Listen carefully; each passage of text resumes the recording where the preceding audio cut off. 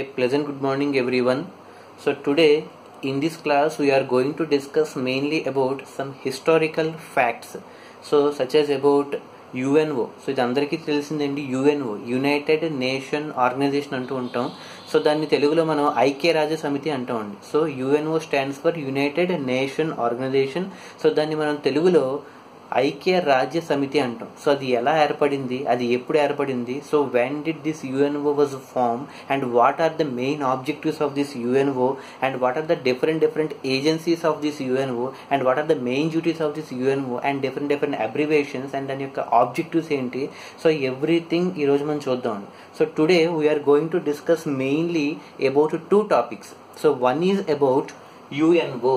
So the first topic you have to discuss about that one is UNO. Very important topic for both school wise and as well as for competitive examination. So today we have to mainly concentrate completely on UNO.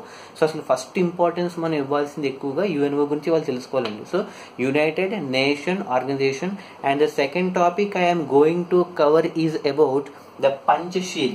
Very important GK point అండి, Panchasheel. So PANCHSHEEL, Panchasheel. So two topics we have to cover mainly. The first one is about UNO and the second one is about the Panchasheel. So Panchasheel అనేది ఏంటంటే generally I would like to give some introduction little bit about this one. So Panchasheel is nothing but it was an agreement. అది ఒక ఒప్పందం అండి. So రెండు దేశాల మధ్య శాంతియుతంగా జరిగినటువంటి ఒక ఒప్పందాన్ని we're calling it as a Panchsheel. So in English we're calling it as a Panchsheel agreement. మరి అది ఏ కంట్రీస్ మధ్య జరిగింది, ఆ రెండు కంట్రీస్ ఏంటి, అప్పటి మినిస్టర్స్ ఎవరు, అసలు దీని యొక్క మెయిన్ ఆబ్జెక్టివ్స్ ఏంటి అనేది ఇందులో కూడా చూద్దాం. So today we're going to mainly concentrate on one is about UNO and the second topic is about the Panchsheel agreement. So Panchsheel is nothing but it is an agreement between the two countries. ఆ two countries ఏంటి, వాని యొక్క ఆబ్జెక్టివ్స్ ఏంటి, అసలు పంచశీల్ మనకి పేర్లోనే ఉందండి, పంచ్ అంటే 5. So in this Panchsheel agreement we are going to follow the 5 principles. శీలాలు అంటే ప్రిన్సిపల్స్, అవి ఎన్నున్నాయంటే 5 అని చెప్పినాడు కాబట్టి పంచశీల్. ఆ 5 ప్రిన్సిపల్స్ ఏంటి, ఏ కంట్రీస్ మధ్య జరిగింది, ఏ మినిస్టర్ సైన్ చేశారు, ఏ ఇయర్ లో జరిగింది, దాని యొక్క ఆబ్జెక్టివ్స్ ఏంటి. So these two topics we have to discuss today. So first one I'm entering in to the topic called UNO. Okay, so UNO we have to discuss now about today. So the first topic is UNO. So let me tell you about this one. So before going to know about this UNO, I will give you a little bit introduction about the World Wars. So in the previous classes long back ago, I told you about the World War periods. Okay, actually two important World Wars taken place in the world history, that is World War I and World War II. World War I and World War II. So World War I, it happened from 1914 to 1918. 1914 నుంచి 1918 వరకు world war 1 అనేది జరగడం జరిగింది. So world war 2 it happened from 1939 to 1945. Okay, these two are the very important year we have to keep in our mind. So World War I happened from 1914 to 1918 and World War II it happened from 1939 to 1945. So after these 2 world wars, okay, ఈ 2 world wars అయిపోయిన తర్వాత form అయిందే UNO. Okay, ఐక్య రాజ్య సమితి. అంటే మళ్ళీ ఈ 3వ ప్రపంచ యుద్ధం జరగకుండా అన్ని దేశాలని తన సభ్యత్వంలో చేర్చుకుంటూ ప్రపంచాన్ని మొత్తం శాంతియుతంగా నడిపించడానికి ఫామ్ అయిన బాడీయే UNO. Because 2 world wars already they have occurred. So world war 1 from 1914 to 18, world war 2 1939 to 1945. So the main object of this UNO is to prevent the world from the wars. అంటే 3వ ప్రపంచ యుద్ధం జరగకుండా ప్రపంచంలోని శాంతిని పరిరక్షించడం కోసం, మానవుల యొక్క హక్కుల్ని కాపాడడం కోసం, ఒక కంట్రీ ఇంకో కంట్రీని రక్షించుకోవడం కోసం ఫామ్ అయిన బాడీయే UNO. So UNO stands for United Nation Organization. So UNO was formed after the 2 great world wars. 2 world wars అయిపోయిన తర్వాత. So finally the world wars ended in 1945. So we can say that world wars completely ended in 1945. That is second world war, 1939 to 1945. Now we have to discuss about the UNO. Clear or not? So in this one, the first one is about UNO stands for united nation organisation. Okay, U అంటే united, N అంటే nation, O అంటే organisation. United nation organisation. First of all let me tell you about the abbreviated form. So united nation organisation, and it was formed on, date is very very important, 24th October 1945. Okay, formation is very very important. Okay, so UNO stands for United Nation Organization, and it was formed on 24th October, 24వ తారీఖు October లో form అయింది. ఏ year లో అంటే after the completion of world war, that is 1945. Very very important, please do not forget this one. So world war 2 అయిపోయిన తర్వాత immediately the body which was formed after world war 2 is UNO, united nation organisation, and it was formed on 24th October 1945. and UNO head quarters, అది ఎక్కడ form అయింది, దాని యొక్క ప్రధాన కార్యాలయం అంటే head quarters. So head quarters of UNO is located in New York, that is nothing but USA, America. So New York లో ఉందండి. సో న్యూయార్క్ నగరంలో యునైటెడ్ నేషన్ ఆర్గనైజేషన్ యొక్క ప్రధాన కార్యాలయం అనేది ఉంది. So this question is asked for many times in pre public and competitive examinations of government field also. So UNO యొక్క ప్రధాన కార్యాలయం న్యూయార్క్ నగరంలో ఉంది. And UNO was formed on 24th October 1945. And UNO stands for united nation organization which was the body formed after world war 2, that is from 1939 to 1945. Soon after the completion of world war 2, the body which was formed is called United Nation Organization, and it was formed on 24th October 1945 with the headquarters at New York. Okay, clear or not? So let me move to the next topic. So that is about the UNO abbreviation, formation, headquarters. Now let me tell you about the objectives. So అసలు UNO ఎందుకు form అయింది, so what are the main objectives of UNO. So అసలు దీని యొక్క ఆబ్జెక్టివ్స్ ఏంటి, అది ఎందుకు ఫామ్ అయింది, దాని యొక్క మెయిన్ టార్గెట్స్ ఏంటి, అసలు ప్రతిదానికి ఆబ్జెక్టివ్ ఉంటుంది, ఒక లక్షణం, అది ఎందుకు ఫామ్ అయింది, దాని యొక్క మెయిన్ సిగ్నిఫికెన్స్ ఏంటి అనేది యూ హ్యావ్ టు చూడాలి. Okay, so there are some important objectives of UNO. UNO form అవ్వడానికి కొన్ని ఆబ్జెక్టివ్స్ ఉన్నాయి. అందులో ఫస్ట్ది ఏంటంటే to preserve the world peace, అంటే ప్రపంచ శాంతిని పరిరక్షించాలని. Okay, to preserve the world peace, because already 2 world wars జరిగాయి. 3వ వరల్డ్ వార్ జరిగితే కనుక చాలా మంది ప్రాణ నష్టం కానీ ఆస్తి నష్టం కానీ జరుగుతుందని చెప్పి ప్రపంచం అంతా కూడా శాంతియుత మార్గాలు నడవాలని చెప్పి the first objective of the UNO is to preserve the world peace. Preserve అంటే పరిరక్షించుకోవడం. So to preserve the world peace, ప్రపంచ శాంతిని పరిరక్షించుకోవడం. And the second objective is to uphold human rights. To uphold human rights అంటే మానవులకి సంబంధించినటువంటి వాళ్ళ హక్కుల్ని వాళ్ళకి సరైన మార్గంలో వాళ్ళు వినియోగించుకునేటట్టుగా చూడాలి. To uphold the human rights అంటే ప్రతి మానవుడికి కొన్ని రైట్స్ ఉంటాయండి.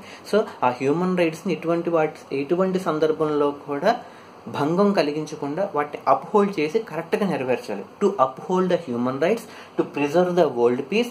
And the third one is to respect international law. International law. So international law అంటే అంతర్జాతీయంగా, అంటే ప్రపంచంలో ఉన్నటువంటి అన్ని దేశాలలో తయారు చేసినటువంటి చట్టాలు ఏవైతే ఉన్నాయో, లాస్, ఓకే, ఆ లాస్ అన్నింటినీ కూడా ఎగదాళి చేయకూడదు, మనం రెస్పెక్ట్ చేయాలి. To respect the international law అంటే అన్ని కోర్ట్స్కి, అంటే అన్ని దేశాలకి సంబంధించినటువంటి ఒక మెయిన్ సుప్రీం కోర్ట్ ఒకటి ఉంటుందండి. That court is called international court of justice. అంటే అన్ని దేశాలకి, ప్రపంచంలో ఉన్నటువంటి అన్ని దేశాలకి ఒక కోర్ట్ ఉంటుంది. The highest court in entire international level is called international court. ఆ ఇంటర్నేషనల్ కోర్ట్ ఆఫ్ జస్టిస్ ఇచ్చే లాస్ ఏవైతే ఉంటాయో వాటిని మనం గౌరవించాలి.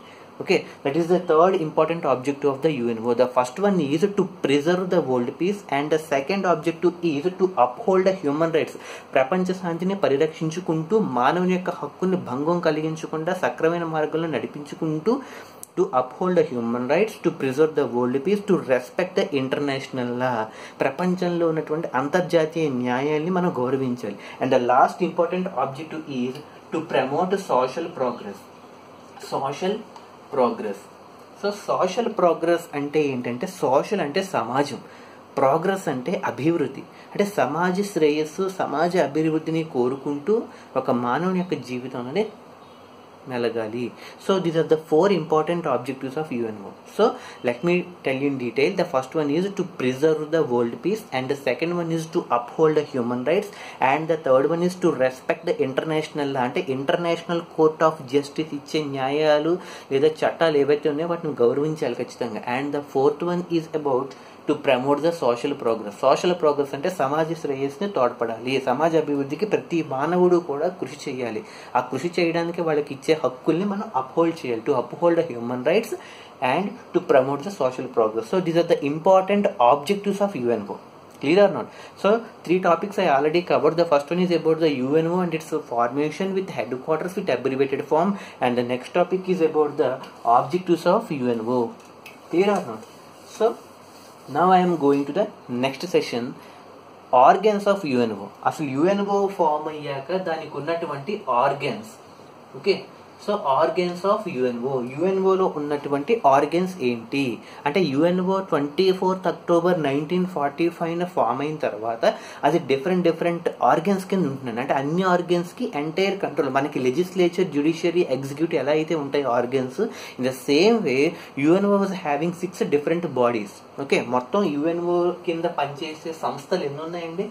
6 ఉంటాయండి. 6 organs are there for UNO. The first one is about General Assembly. Okay, the first organ of UNO is called as General Assembly. GA అంటామండి. సాధారణంగా నిర్వహించుకునే ఒక అసెంబ్లీ, సమావేశం, general assembly. And the second one is security council.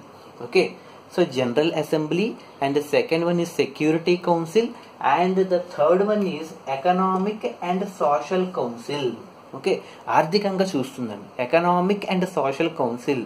First one is general assembly, security council, economic and social council, trusteeship council and fourth one is called trusteeship council. Trusteeship అంటే membership తో నమ్మకంగా పనిచేసే దేశాల యొక్క జాబితా. Okay, trusteeship council, economic and social council, security council, general assembly, and the fifth one is about secretariat.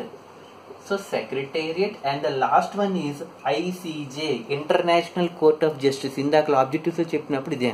Okay, so totally UNOకి 6 organs ఉంటాయి.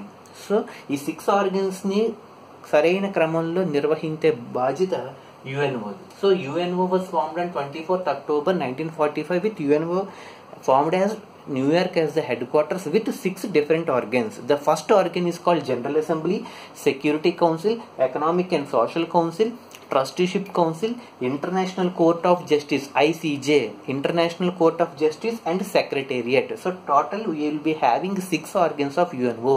Okay, once again I pronouncing this one. So General Assembly, Security Council, Economic and Social Council, Trusteeship Council, and Secretariat, and International Court of Justice.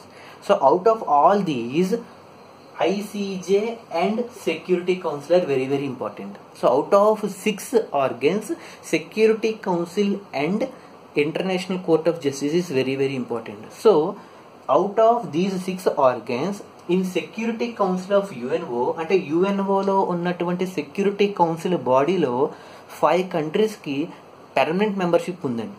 Okay, so entire world lo only 5 countries are having the permanent membership in Security Council of UNO. UNO లో ఉన్నటువంటి second organ లో ఉన్నటువంటి security council లో ప్రపంచవ్యాప్తంగా 5 కంట్రీలకు మాత్రమే membership ఉంది. మరి అవి ఏంటి అనేది చూద్దాం.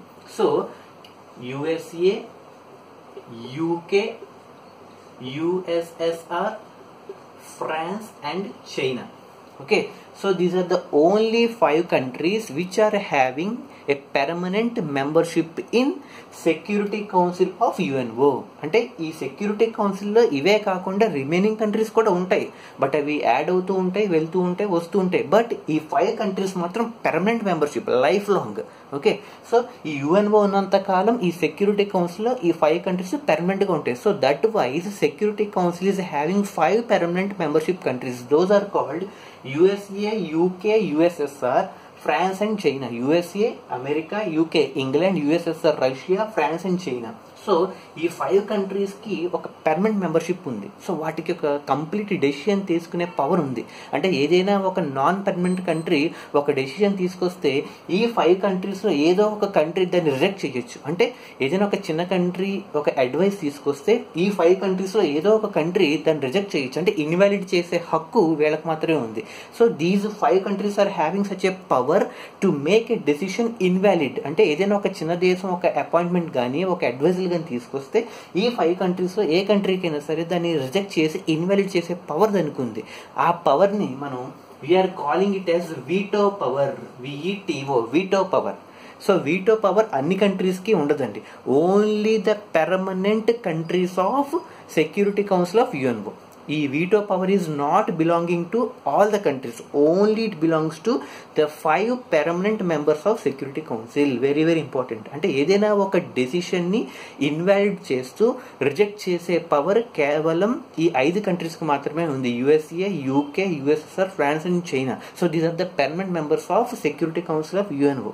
So such power is called as a veto power.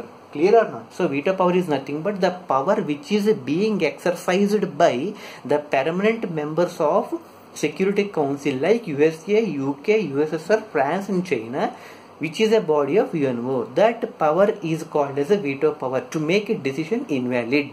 Okay, decision invalid చేస్తూ ఈ 5 కంట్రీస్ కి ఉన్నటువంటి పవర్ ని మనం వీటో పవర్ అంటాం. Clear or not? So these are the different organs, and out of these security council is very important. ఈ security council లో 5 permanent members ఉంటే ఆ ఉన్న పవర్ ని మనం వీటో పవర్ అంటాం. And the last one is about the International Court of Justice. ఈ international court of justice ఏంటంటే ఎక్కడ ఉందంటే నెదర్లాండ్స్ లో ఉందండి. నెదర్లాండ్స్. సో నెదర్లాండ్ అనే కంట్రీలో హేగ్, HAGUE, హేగ్ అనే టౌన్ లో ఉంది. వెరీ వెరీ ఇంపార్టెంట్ అండి. So, International Court of Justice is located in the country of Netherlands in Europe in the town of Hague. Clear or not? So, let me tell you the next topic. So, the next one is about agencies. So, దానికి సంస్థలు ఏమేమి ఉన్నాయి? Agencies of UNO. Agencies of UNO. Okay. Some agencies. The first agency is UNICEF. Okay, very very important. And the second agency సంస్థలు అంటే UNO కింద పనిచేసే సంస్థలు ఇవన్నీ. Okay, so UNICEF. And the second agency is UNESCO, UNICEF, UNESCO. And third one is ILO. And the fourth one is IMF. And the fifth one is WHO. And the sixth one is IBRD. Okay, please do remember this one. In examination point of view, they may ask you to expand all these one. Even వీటన్నిటిని కూడా expand చేయమంటూ ఉంటాడు. The first one is about UNICEF. Second one is about UNESCO. Third one is ILO. And fourth one IMF. And the fifth one WHO. And the last one is IBRD. So let me tell you the abbreviation forms. So the first one is UNICEF. UNICEF. So UNICEF అంటే United Nation International Children Emergency Fund. Emergency fund అండి, not education fund. చాలా మంది confuse అయ్యి రాస్తుంటారు, education fund అని రాస్తుంటారు. Education fund కాదు, బాలల అత్యవసర నిధులు అంటే children emergency fund. UNICEF, united nation international children emergency fund. Children emergency fund, united nation international children emergency fund, UNICEF. And second one UNESCO, united nation educational, scientific and cultural organization.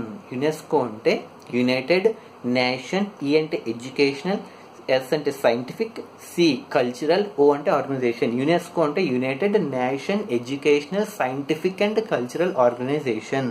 And the third one is ILO. ఇది కార్మికులకు సంబంధించినది. International labour organisation, అంతర్జాతీయ కార్మిక వ్యవస్థ. Okay, international labour organization. And the fourth one is about IMF. ఇది ద్రవ్యం, డబ్బుకు సంబంధించింది. International monetary fund. IMF stands for international monetary, MONETARY, monetary, F fund, international monetary fund. And the fifth one is very very important, WHO, world health organization, ప్రపంచ ఆరోగ్య సంస్థ. Okay, WHO, World Health Organization, and the last one is IBRD. IBRD is none other than World Bank. Okay, International Bank for Reconstruction and Development. IBRD stands for International Bank for Reconstruction and Development. Got it or not? So UNICEF, United Nations International Children Emergency Fund, and UNESCO, United Nations Educational, Scientific and Cultural Organization, and ILO, International Labour Organization, IMF, International Monetary Fund, and WHO, World Health Organization, and IBRD, International Bank for Reconstruction and Development. So these are the different organizations. ఇవన్నీ సంస్థలండి. ఈ సంస్థలన్నీ కూడా UNO కంట్రోల్లో run అవుతూ ఉంటాయి. So these are the different agencies that run under the leadership of UNO with UNO New York as the headquarters. Okay, so these are the very important. Okay, so UNICEF and UNESCO, the headquarters of UNESCO is located in Paris. And okay, so UNESCO యొక్క headquarters Paris నగరంలో ఉంది.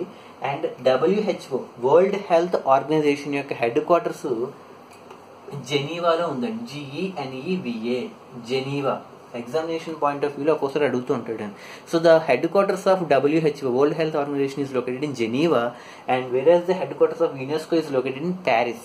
And IBRD, International Bank for Reconstruction and Development, that is World Bank, is located in DC, Washington. DC, Washington. So these are the important agencies and important organizations, abbreviations, so everything that is about. Okay, got it or not? So till now completely we have discussed about all the concepts regarding UNO. So ఒకసారి మనం చూసుకుంటే మీకు ఇప్పటి వరకు till now we have covered about, let me tell you about the first one you have covered is about UNO. abbreviation చెప్పుకున్నాం.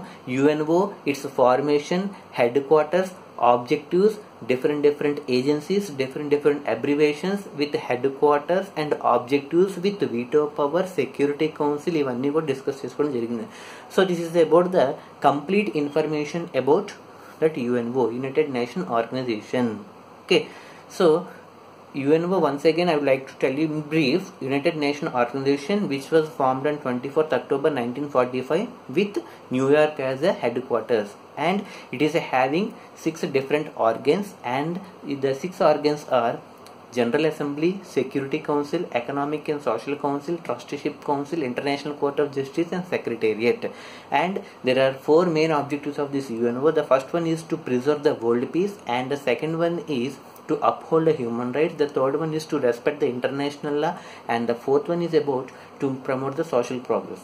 And out of all these 6 organs, Security Council is having 5 countries which are having permanent membership: USA, UK, USSR, France, and China. So these 5 countries are having a special power called as a veto power to make a decision invalid. ఒక decision invalid చేయడానికి complete power ఉంది, but veto power అంటాం. So and we are having different agencies like UNICEF, UNESCO, ILO, IMF, WB, that is World Bank, and WHO.